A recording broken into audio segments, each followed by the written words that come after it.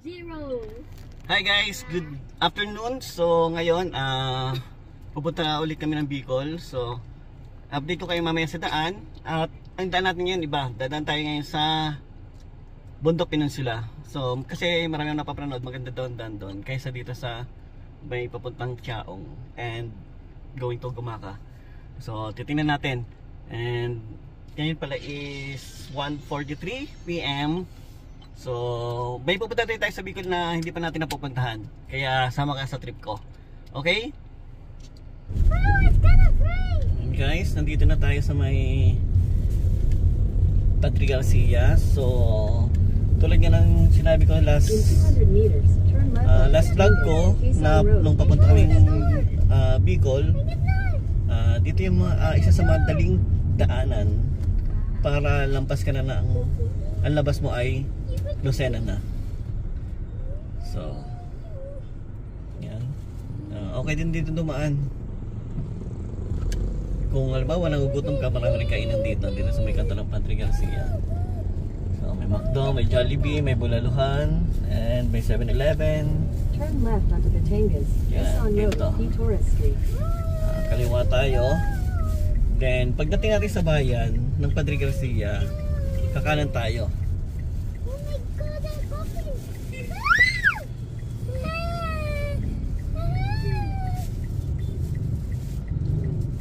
So, bihira naman dito mag-traffic.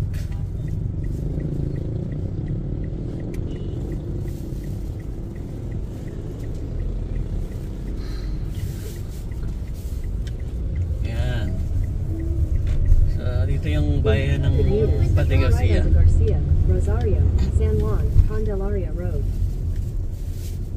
So, kung dediretsuhin mo to, ang daan mo dito ay dadaan ka ng San Antonio, tapos Chaong. Lalabas ka doon sa Maharlika Highway. So hindi tayo doon dadaan ngayon. Dito tayo sa kanan. Dadaan tayo ng San Juan, tapos ecotourism, then labas ng Lucena. So ilang buwan din hindi nadaanan yung San Juan papuntang Bicol kasi nasira nga yung tulay. So ngayon nadadaanan na siya kasi meron na siyang nagawa naman siya pero hindi pa siya totally tapos. Turn right onto Garcia, Rosario, San Juan, Candelaria Road. Yan. Mami! Dito tayo kakanan.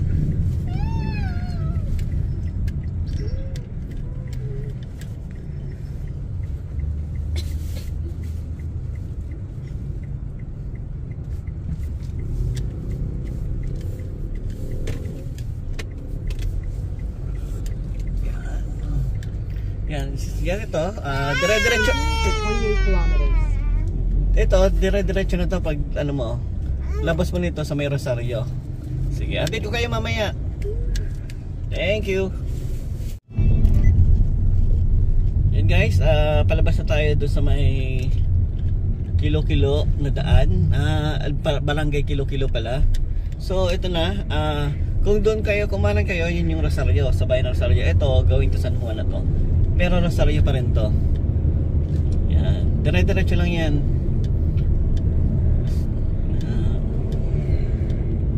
Yun, madami na, kung dito kayo dadaan, marami rin naman kainan din dito. And gasolinahan marami din. Kahit dumaan kayo dito ng gabi, okay dumaan dito. Kasi maliwanag dito pag gabi. Yun, hanggang doon yan sa San Juan. Kaya lang minsan yung dati, yung McDo doon 24 hours ngayon, parang hindi na.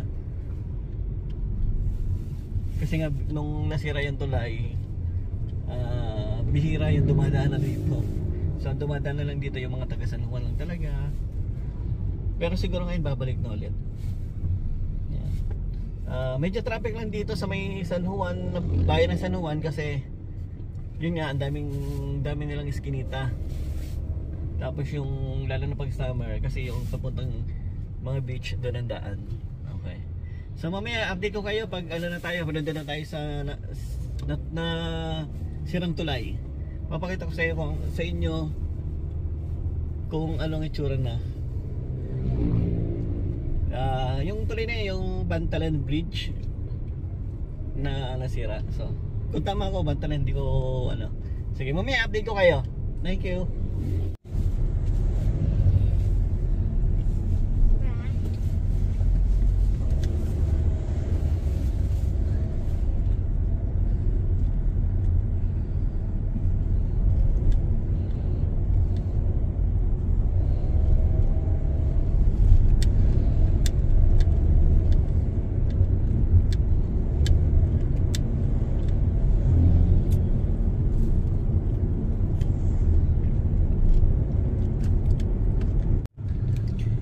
And guys, update tayo. Nandito na tayo sa San Juan, bayan ng San Juan.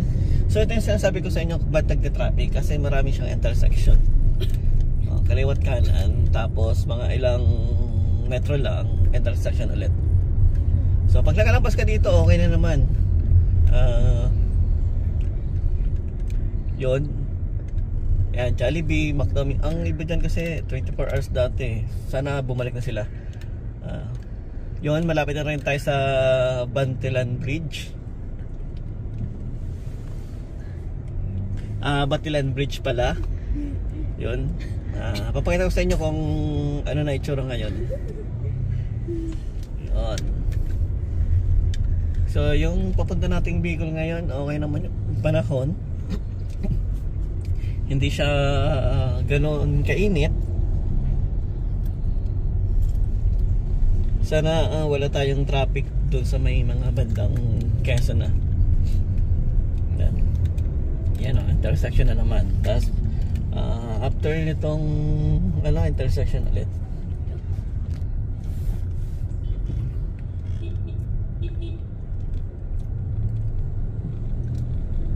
Yan, ito lang naman yung cost ng traffic niya.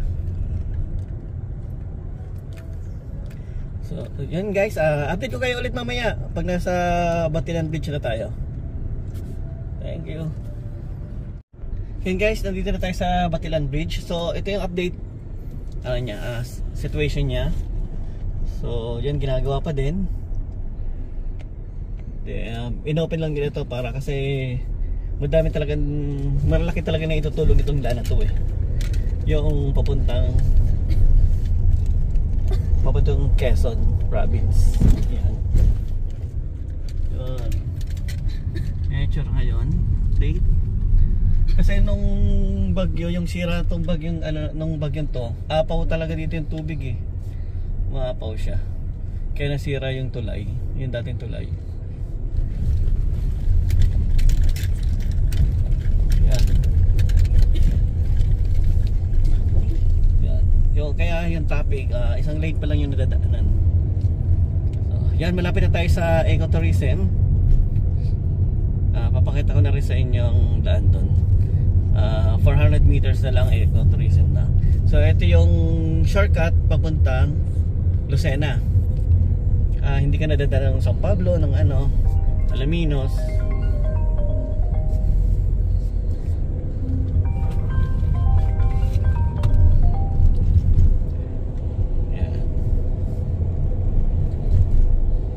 In 200 meters, turn right. Nakadaan ka lang dito sa ecotourism, dire-diretso na ito papuntang Lucena.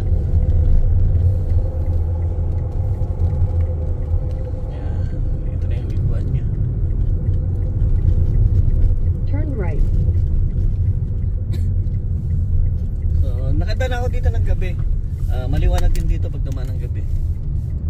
Kaya marami din kainan. Quezon Ecotourism Road for 25 kilometers. Labas niya is Lucena. Okay, mamaya papakita ko sa inyo yung may daan din doon bago lumabas ang Lucena. May ginawang daan din na Dalahican Bypass Road ata yun. Ang labas mo ay lampas ka na ng Grand Terminal ng Lucena. So mamaya ituturo ko sa inyo. Update ko kayo mamaya. Thank you.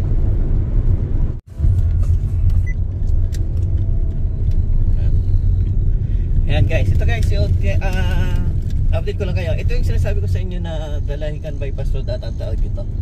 Yan. Pag kumanan ka dyan, yan sa bypass road na yan. Yan. Ang labas mo niyan ito sa may kanto ng Old Manila Road. Yung sa may McDo sa Lucena, doon sa may tulay. Mamaya itutulong ko sa inyo kung saan ang labas niyan. So ito, 5 kilometers na lang, nasa Maharlika Highway na lang. Nasa Maharlika Highway na tayo. Sa Lucena ang labas. Ayan. So pag mga nagawa yun, bibilis na. Tsaka minsan kasi di ba pag mahal na araw traffic dito, yun marami ng lusutan. Ang problema lang, may imbudo doon sa may labasan, doon sa may Old Balnera Road na galing sa loob ng Lucena, galing sa bayan ng Lucena. So siguro din makakatulong din yung hindi pa tapos na bypass road sa Pagbilao. Siguro by next year okay na yun. So yun guys, 4 kilometers na lang, nasa Maharlika Highway na tayo ng Lucena. So mamaya video ko ulit. Sige.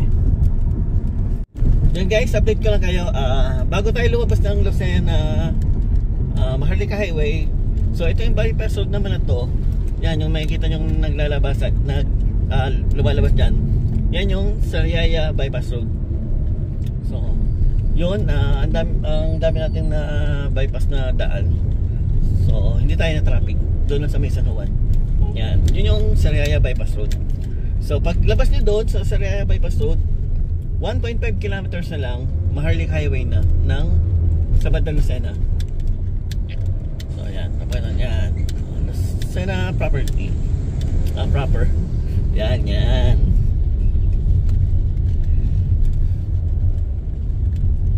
Yan, malapit na tayo. So itong kanang daan na to ay papunta ng SM Lucena. Yan yung Old Manila Road na sinasabi ko sa inyo. Tapos magsasalubong yan doon mamaya. Tutulong ko sa inyo mamaya.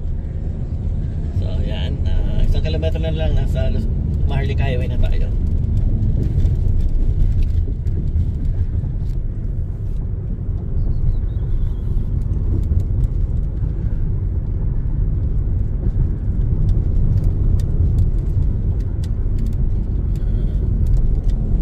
Noong nakaraan doon ako nagpahinga sa gagasolinahan na yun. Kasi gabi kami umalis. Yan, malapit na tayo.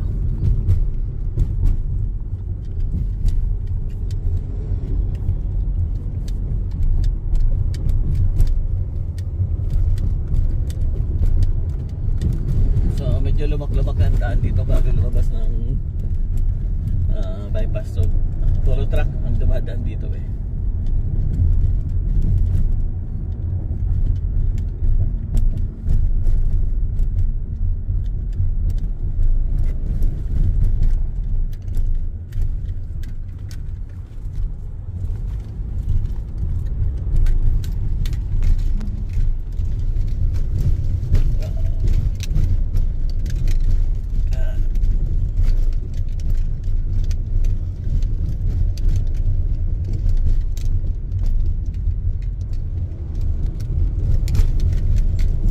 In 200 meters, turn right onto Maharlika Highway, Pan-Philippine Highway.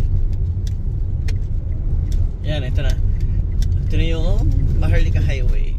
Turn right onto Maharlika Highway, Pan-Philippine Highway. Malapit na tayo niyan sa may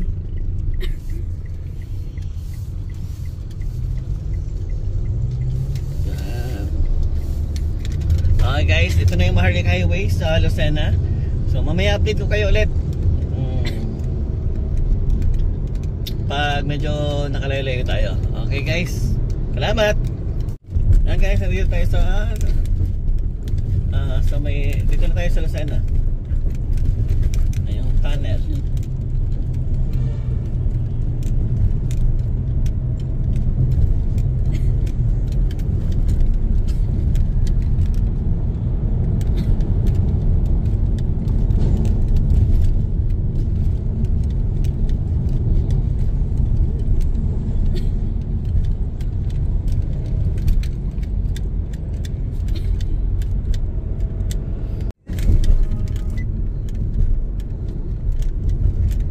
Yan guys, ito yung sinasabi ko sa inyo. Dito ang labas nun, yung Dalahican Bypass Road na sinasabi ko.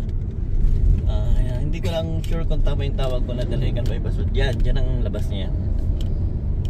Pag natapos yun. So, hindi ka nadadaan ng Grand Terminal.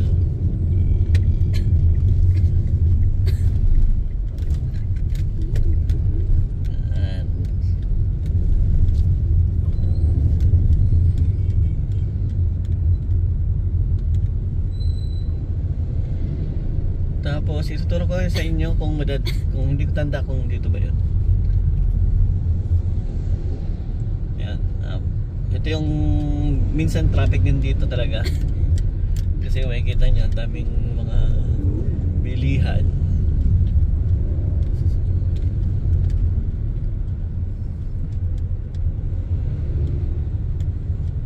Sana matapos na yung mga ginagawa nilang kalsada. Siguro mga 20-30 ramdam na.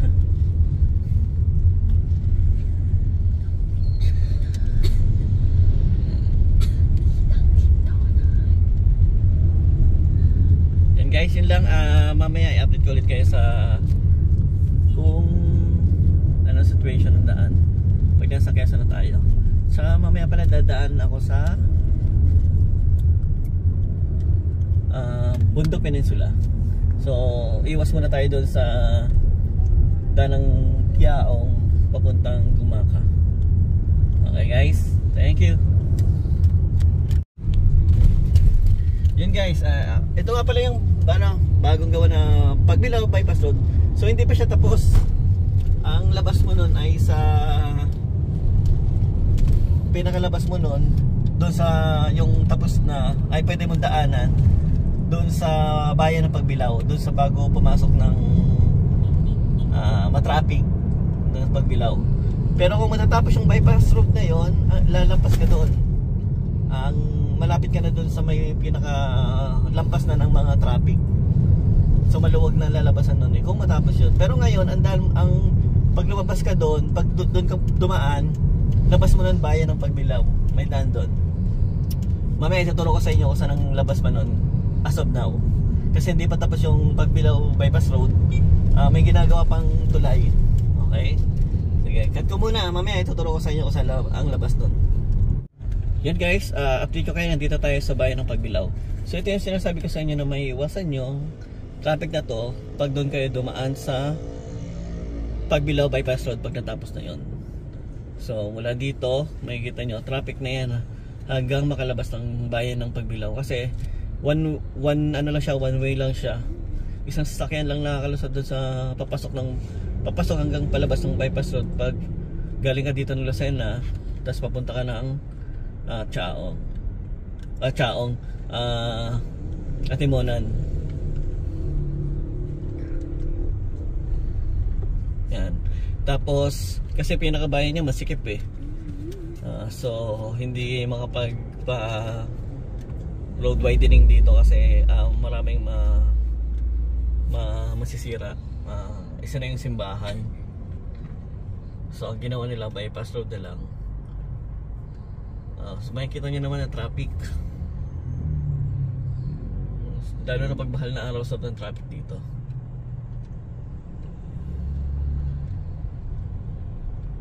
Yan. Mamaya guys, malapit na ituturo ko sa inyo yung labas nung sinasabi kong bypass road as of now, June 2024. Sige, mamaya turo ko sa'yo. Thank you. Yan guys, ito yung isang daan nito. Pwede ka dito lumabas. Pero syempre kung papunta ka ng Atimonan, doon ka lalabas sa kabila. Turo ko sa inyo. Kasi ito traffic pa dito eh. Pag dito ka lumabas, yun yung papuntang Tayabas.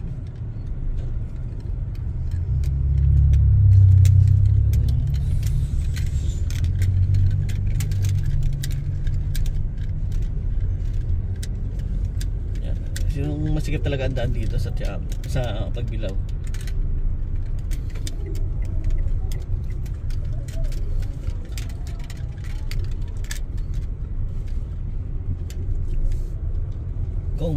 Wag go road widening dito, madaming masisira.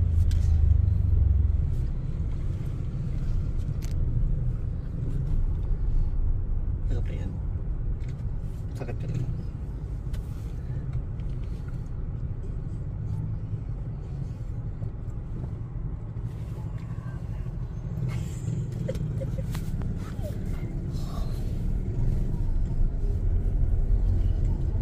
Yan guys, malapit na tayo.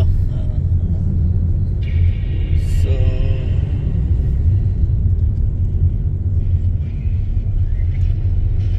yan, palabas na tayo ng Pagbilao proper. So ito yung sinasabi ko sa inyo, dito ang labas as of now, June 2024, kasi hindi pa nga tapos yung Pagbilao bypass road. So ngayon, ang lalabasan mo yon dito, yan dyan, yan, sa may tulay, pagkalabas ng Pagbilao proper. So mamaya guys, tuturo ko sa inyo kung saan labas ng pag natapos yung Pagbilao bypass road, ituturo ko naman sa inyo kung saan yung lalabasan doon. Okay? Yan guys, ito sinasabi ko sa inyo. Ito yung labas ng bypass road, ng Pagbilao bypass road. So kung makikita nyo yung daan, wala sa Pagbilao proper. So okay na yung daan.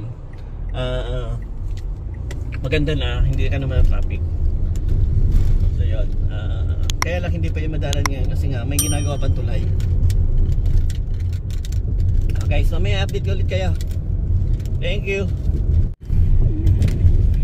Yan guys, ngayon iwasan muna natin tong sa may Atimonan. So dito tayo dadaan sa Bondoc Peninsula.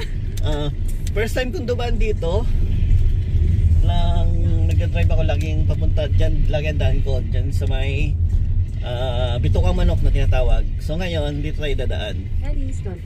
So according sa oras, ang additional na add siya ay 17 minutes. So kung gusto niyo ng ng hindi lubak-lubak, pwede kayo dumaan dito. Ang dadagdag niya lang naman is 17 minutes.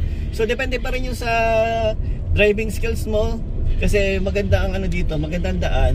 Kung bibilisan mo na medyo may ingat, so siguro pahabol mo din yung oras na yun. Kasi pag doon ka dumaan, siguradong babagal ka kasi malubak siya. So yan. So mamaya update ko kayo, at hindi naman malubak dito. So first time kong dadaan dito. Sa mga gusto dumaan dito na papuntang Bicol, yun, estimated time na nadagdag niya is 17 minutes according dito sa Google Map. Okay? So mamaya i-update ko din kayo dito kung ano ba ang pakiramdam na dito dadaan. Okay? Sige, thank you. Yan guys, nandito na tayo sa bayan ng Padre Burgos. So ang masasabi ko mula doon sa pinasukan natin, para siyang daan na Santa Elena. Kung nakadaan na kayo doon, yun ang pakiramdam ko. So yung mga nanonood dito, comment kayo kung ano na mas magandang daanan papuntang Bicol. Ito bang Bondoc Peninsula o yun doon sa may Atimonan na lubak-lubak yung daan. Dito na nadagdag ng 17 minutes estimated time na additional, tapos maganda yung kalsada. So for me, masasabi ko siya pag nakarating na tayo doon sa labasan nito, doon sa Gumaca Bypass Road. So mamaya magbibigay ako ng opinion ko kung mas okay doon, mas okay to. Kayo guys, comment kayo yung mga nakadaan na dito na papuntang Bicol, kung mas okay ba ang daan dito. Okay, thank you. Okay guys, so makikita nyo yung daan, napaka okay niya. Part pa rin to ng Padre Burgos. So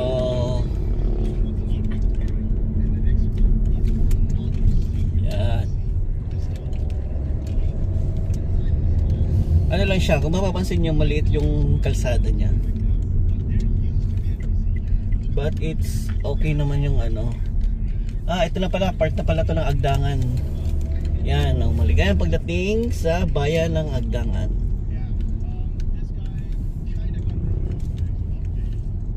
Yan. So So ito yung bayan ng Agdangan.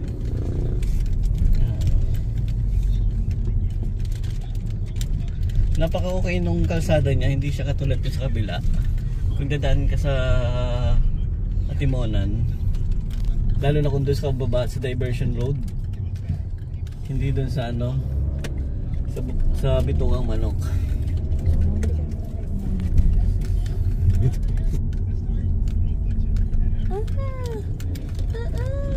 Yan. Original daw yun. Sige, update ko ulit kayo mamaya. Thank you. Nakuha na mo. Siyempre. Yan, nandito na tayo sa part ng Onisan. So dito, alam ko maraming mga beach resort dito eh. Yung katulad ng yan, anong? Kalilayan Cove. Parang nakita ko na siya eh. Parang nabasa ko na siya o napanood ko na sa YouTube. Hindi ko lang matandaan, pero parang familiar. So Onisan. Yan. Yan na. Ito yung Onisan. Kalilayan. Kalilayan Cove. 400. Okay, malapit na yung mga gusto mag-ano dyan, mag-swimming.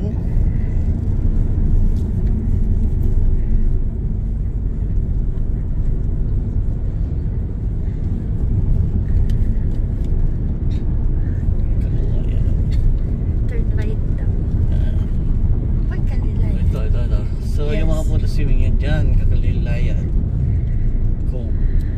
Yan guys, so ganun pa din. Wala masyadong dumadaan kaya hindi traffic. Bumabagal lang siya dahil dun sa pag nasa party ka ng bayan. Okay. Pagkalampas mo ng mga bayan, wala na ulit. Dire-diretso na ulit.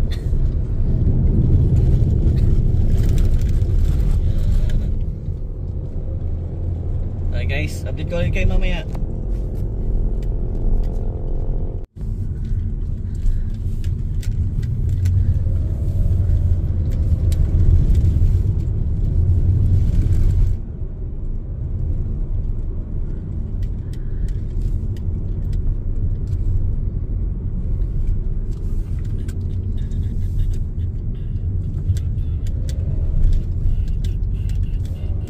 Kalilayan Bridge. Yun. Kalilayan Bridge.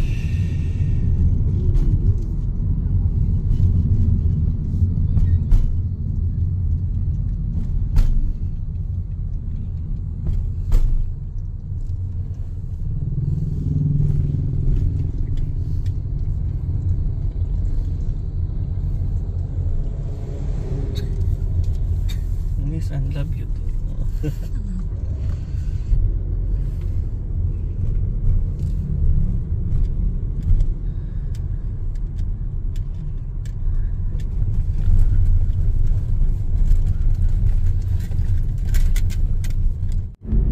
Hey guys, malapit na tayo.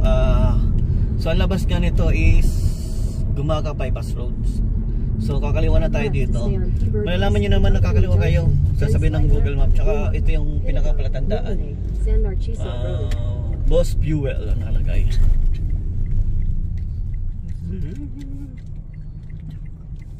Yan. Boss Fuel. Panapasan na si Sam. Yan. Okay. Slight left onto Gumaca, Pinago, Mulanay, San Narciso Road. Yan. And guys, nakalabas na tayo doon. So papunta na tayong bypass road ng Gumaca. So mamaya mga katrip, magbibigay ako ng opinion sa pagdaan dito sa Bundok Peninsula. Okay, thank you. Guys, nandito na tayo sa Gumaca. Pag diniretso mo yan, bayan ng Gumaca yan. Bali doon ang daan yan sa may Jollibee, yung maliit na daan. So dito tayo sa Gumaca Bypass Road. Continue on Gumaca Bypass Road for 5 kilometers. Yan.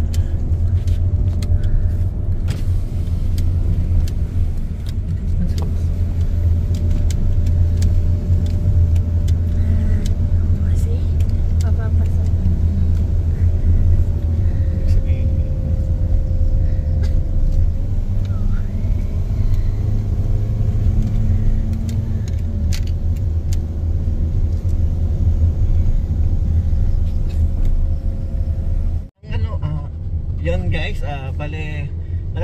tayo sa Bundok Peninsula. Nandito na tayo sa